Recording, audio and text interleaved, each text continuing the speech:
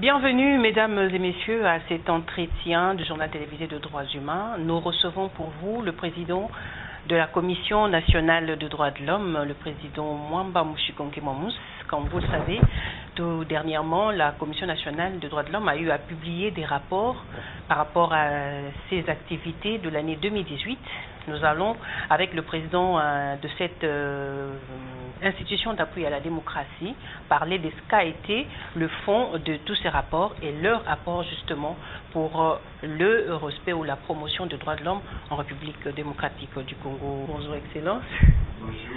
Merci d'avoir accepté notre invitation. La première des questions, Excellence, vous avez eu à publier des rapports récemment devant le public. De quoi est-ce qu'il était question concrètement?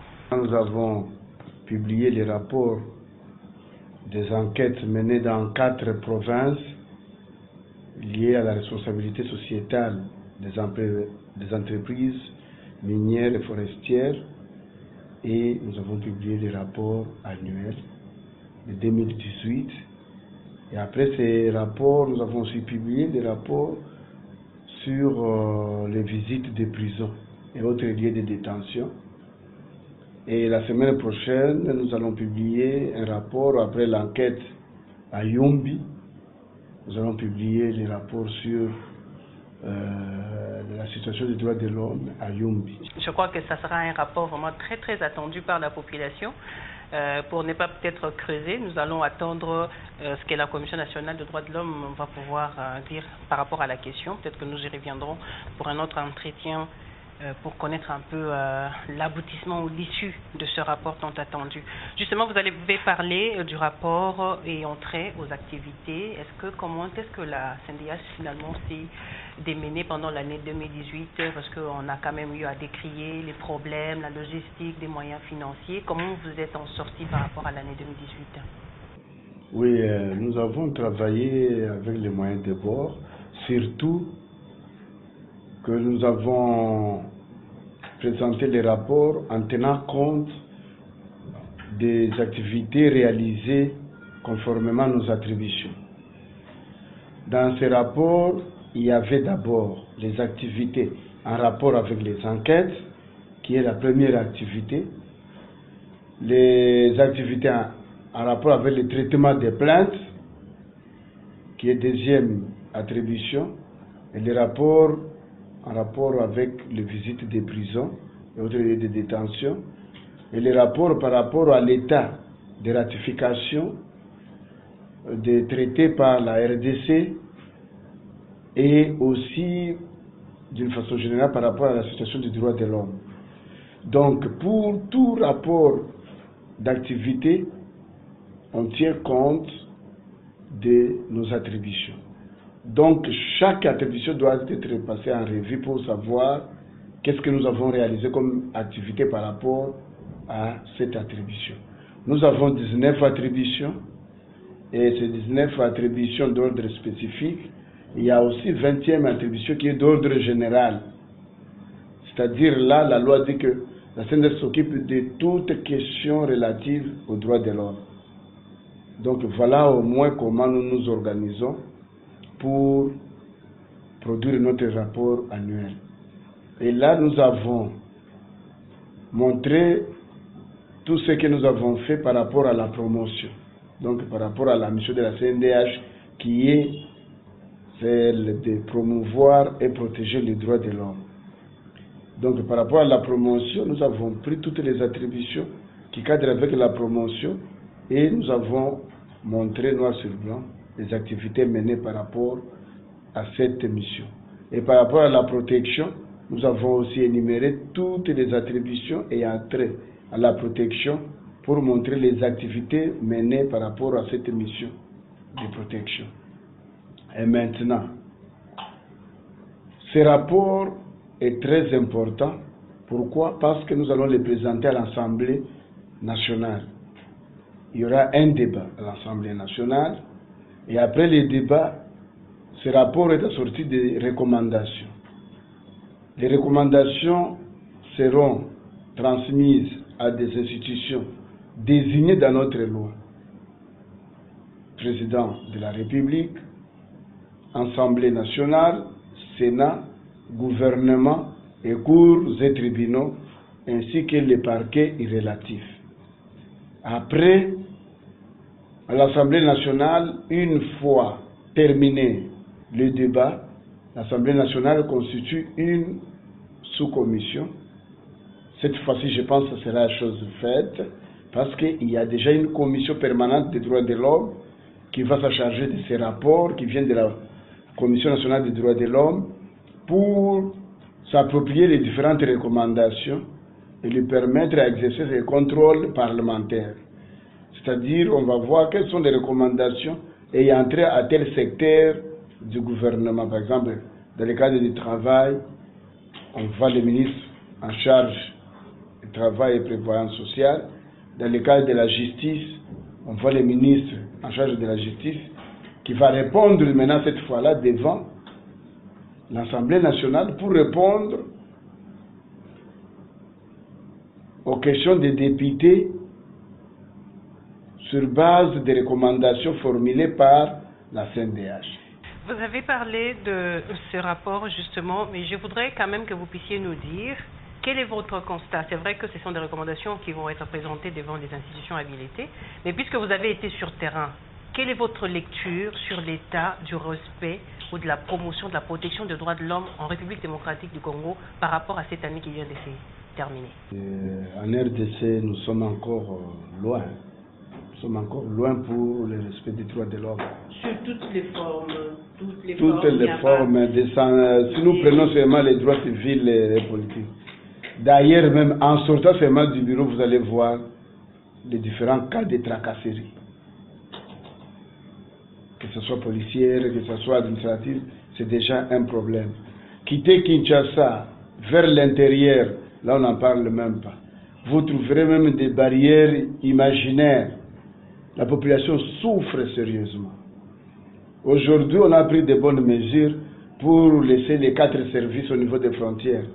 Mais il faut qu'il y ait encore des mesures pour enlever toutes les barrières qui sont à l'intérieur des provinces. Donc, quitter seulement, je vous donne un exemple d'une province que je maîtrise mieux, l'ancien Katang. Donc, quitter seulement le Lubumbashi, aller vers Tanganyika, en passant par Mitwaba, Malembankulu et aller à Manon. Vous allez compter combien de barrières? Donc c'est pour dire que la RDC, les élections n'ont pas apporté grand-chose, donc la RDC est encore loin de sortir de son gouffre. Pour cette raison, nous insistons que avec le nouveau régime ici, il faut encore fournir beaucoup d'efforts pour casser les anciennes habitudes. Mais comment casser ces anciennes habitudes en rapport avec les différentes barrières imaginaires qu'on met à travers les différents territoires. Vous trouverez une maman qui a récolté, il a un sac de maïs avec 20 mécas pour aller vendre dans un autre territoire ou à un grand centre. Donc à chaque barrière, elle doit laisser 3 mécas, 4 mécas, et arriver là où il doit vendre, il se retrouve avec 2 mécas. Ou s'il a la malchance, la maman se retrouve avec un seul méca. Donc c'est la question de l'impunité, de la corruption, de tout ce qui est... Ça, non, d'abord la tracasserie, justement, à tous les niveaux. Et maintenant, ceux qui sont en train de tracasser là, ils ont des parapluies comme... Et ces parapluies qui sont revenus aussi en force, parce que ce sont ces parapluies qui étaient dans l'ancien régime. Vous souhaitez à ce qu'avec le nouveau régime puisse apporter un plus dans ce sens-là, mais on se retrouve qu'on en a affaire à des mêmes personnes qui sont revenues. Bon, non, comme on n'a pas encore formé le gouvernement, on ne peut pas dire que les anciens animateurs vont revenir, non. Ça, c'est dans les secrets. Ce n'est plus à démontrer. Non, je vais vous dire, à l'Assemblée nationale, sur 500, il y a eu, je dirais, moins de 100. Au Sénat, sur 100, oui, sénateurs, c'est moins de 10. si nous comptons ceux qui sont venus, ceux qui sont restés comme sénateurs le jour des élections, pas ceux qui étaient partis déjà comme députés, c'est moins de 10. Donc c'est pour vous dire que la population a déjà sanctionné dans tous les organes délibérants. Vous avez parlé également de ce rapport lié aux entreprises qui exploitent les minerais. Vous avez dû relever certaines violations de graves de droits de l'homme dans ce secteur. Vous avez parlé également que les populations ne se retrouvent pas par rapport aux populations qui détiennent justement ces richesses. Mais comment peut-on arriver à renverser la donne dans ce sens-là, puisque quelque part la population se dit que l'autorité, il y a quand même une certaine faiblesse de l'autorité étatique. Comment l'État pourra-t-il arriver à renverser la donne dans ce secteur-là? Parce qu'on remarque que les populations bénéficiaires ou détentrices de ces sols fertiles qui détiennent des minerais, c'est la plus des pauvres populations qui puissent exister en République démocratique du Congo. Oui, nous disons que le gouvernement qui sera formé d'ici là doit fournir un effort pour que le respect des droits de l'homme soit à l'ordre du jour. Cela veut dire quoi? Lorsque nous abordons la question relative aux responsabilités sociétales des entreprises minières et forestières, c'est en rapport avec les engagements de ces sociétés. Lorsque une entreprise veut s'installer en RDC, il y a beaucoup de conditions et il y a des compromis ou des engagements de part et d'autre. Il y a l'allègement fiscal dans les chefs du gouvernement congolais. Il y a un cahier des charges qui est produit pour dire que lors de notre exploitation, voilà ce que nous allons respecter.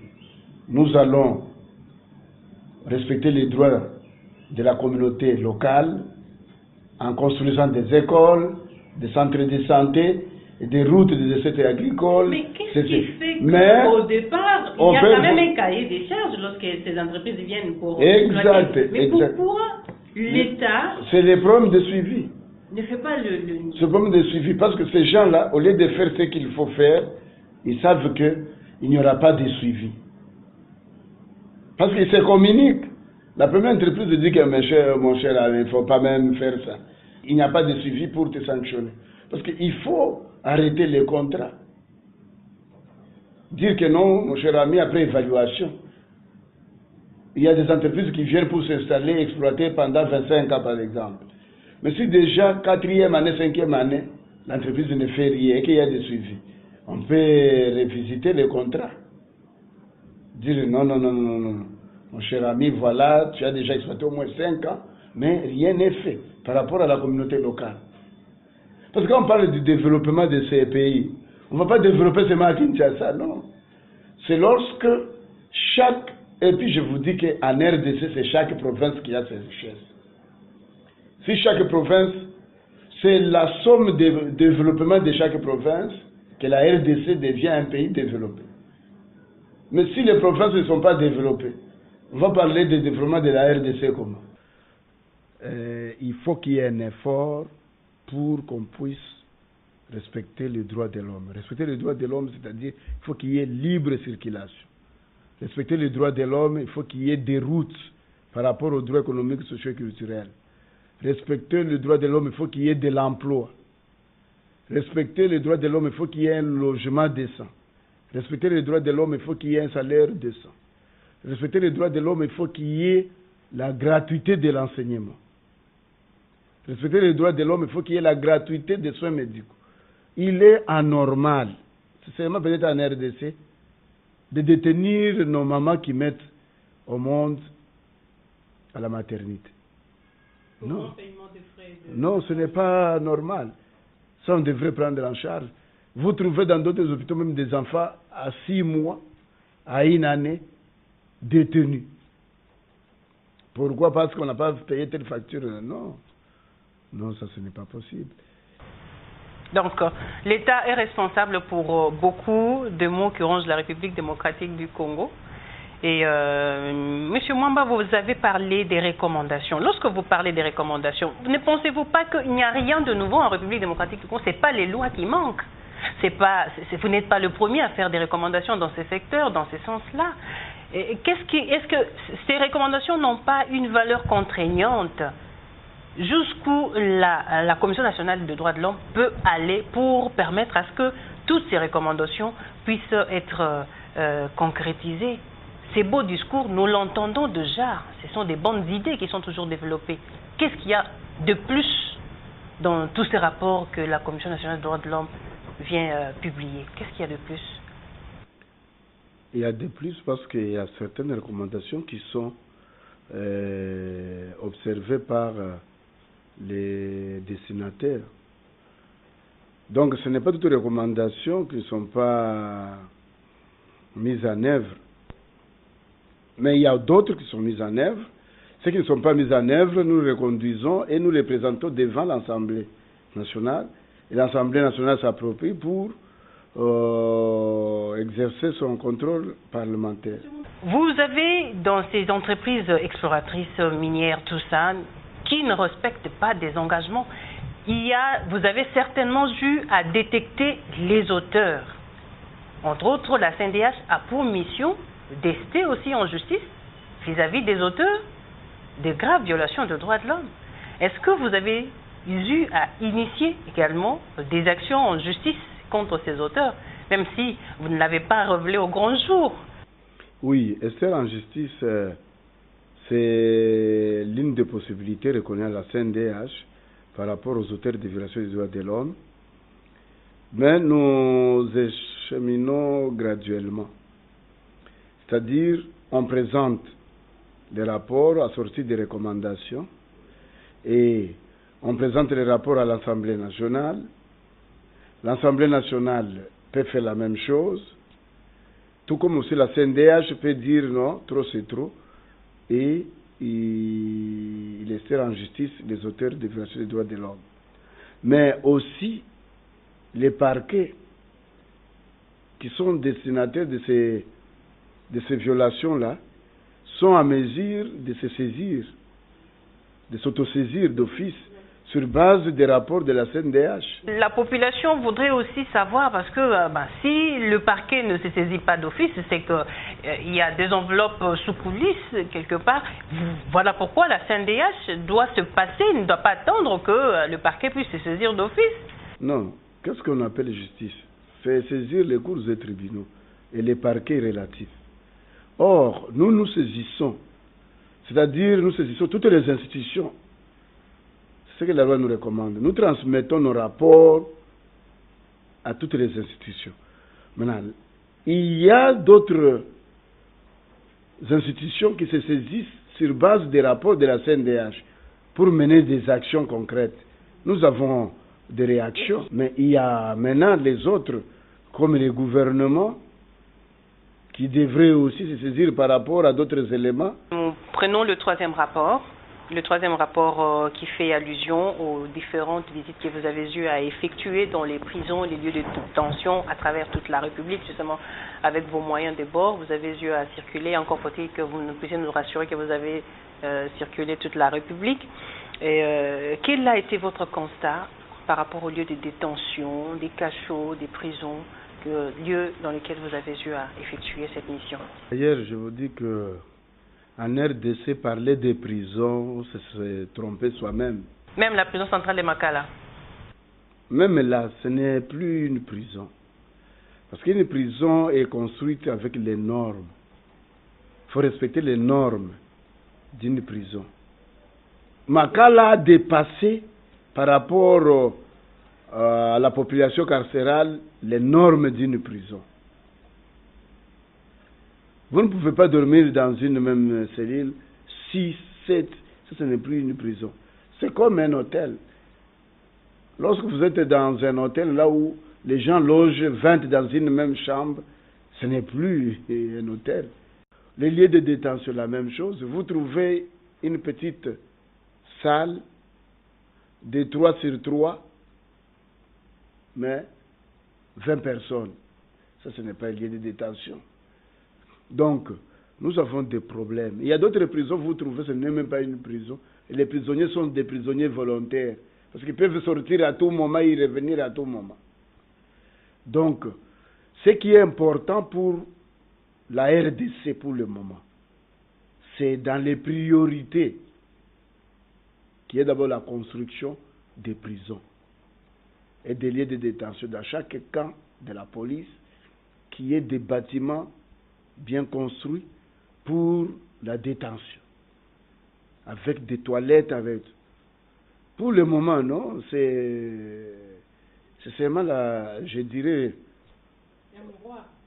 Pas même mouroir. Mouroir, d'abord, ça existe à travers le monde. On vous met dans de bonnes conditions, mais tu attends de mourir. Mais ici, c'est vrai, ce sont des tombes, des vivants, tout simplement. Mais qui est censé faire ce travail? Mais les gouvernements, mais qui construit les stades municipaux? C'est les gouvernements. Qui construit les 1000 écoles? C'est les gouvernements. Qui construit les centres de santé?